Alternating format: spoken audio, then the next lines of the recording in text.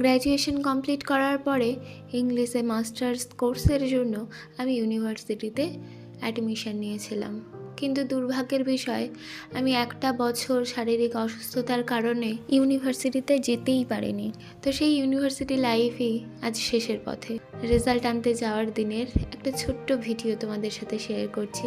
গেছিলাম, কোনো বন্ধু বান্ধব তেমন কেউই জানতো না, শুধু যা অ্যাডমিনিস্ট্রেটিভ বিল্ডিং থেকে আমি আমার রেজাল্টটা কালেক্ট করছি। আর এখন করে বাড়ি থেকে তেমন একটা বেরোই না।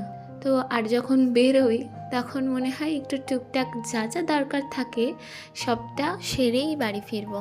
সেই রকমই ইউনিভার্সিটির কাজ মিটিয়ে একটু শপিং মলে গেছিলাম টুকটাক জিনিস কেনার জন্য। ব্যাগটা পছন্দ হয়েছিল, কিন্তু ব্যাগের পিছনে একটু কালির দাগ ছিল, তাই নিইনি।